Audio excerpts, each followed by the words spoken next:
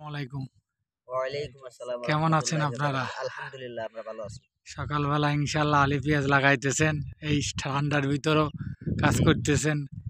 যে আন্দাজ লাগাইতেছে পিএস এ তো হুবহু লাগাইতেছে। হ্যাঁ, লাস্ট ফিনিশিং যে কিভাবে দাম কি দেখি দেবে সরকার এটা তো আমাদের বলার মতো পরিবেশ নাই। আমরা জানিও না। জানো যদি না।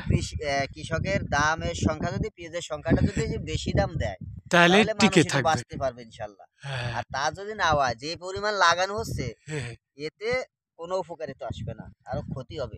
করতে হবে। দেশ ছেড়ে চলে যাওয়া দেশ লাগবে ছেড়ে কৃষক চলে তো যেতেই হবে। এই যদি যে দাম না পায় পেঁয়াজে। দাম যদি না পাই তাহলে পরে তো চলেই যাওয়া লাগবে না।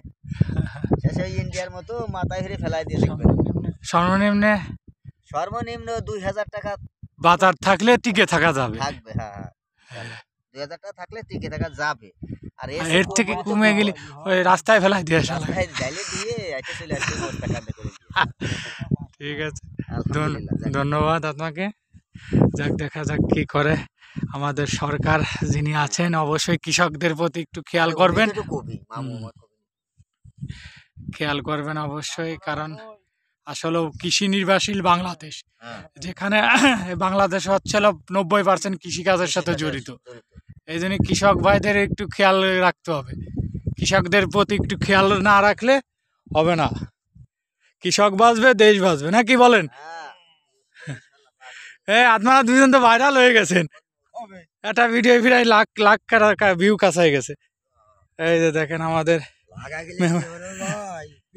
দাম না থাকে তাই হ্যাঁ, কি করবো কি আমরা? হ্যাঁ হ্যাঁ, বুই তো আর ফেলে রাখা যায় না, লাগাইতে তো হবে। লাগাতে তো আমি হ্যাঁ, লাগাই হলাম নাকি? তারপরও চেষ্টা চালায় যান, দেখা যাক যদি সরকার আপনাদের প্রতি খেয়াল করে। খেয়াল তো করবে, মানে সেই দরকার তো সেই নিম্ন হলো ২,০০০ এ, এ, ৫০০ তাহলে তো হবে না। হ্যাঁ, তাই হয় নাকি? না না না, হিসেব করে হলো হিসেব করে হলেও বাজার এইটা রাখতে হবে আর কি। আল্লাহ দাম না দেয় তো কেমন কথা এটা? যাই হোক, আসলে এই এবার যে শীতের পরিমাণ, শীতের ভিতর কৃষকরা যেভাবে পেঁয়াজ লাগাচ্ছে, যে কষ্ট করতেছে, আসলে এই কষ্টের সুফল হইতেই হবে। তাহলে তো মানুষ বাঁচবে না। বাঁচবে না, ঠিক। কৃষক বাঁচবে, দেশ বাঁচবে, না কি বলেন? ওই আলামিন ভাইকে দান যায় একটু দেখান কি দেয়।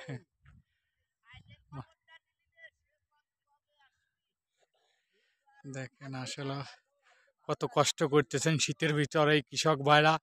তাতে যদি পেঁয়াজের দাম যদি ভালো থাকে, ইনশাল্লাহ কৃষক খুশি তো আমরা খুশি।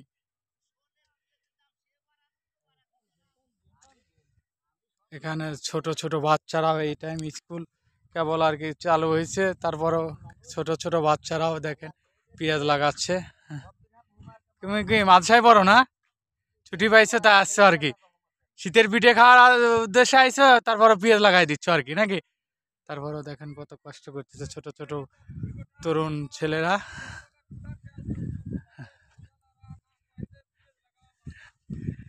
এই যে দেখেন তরুণ কৃষক আর একজন, খুব ভালো।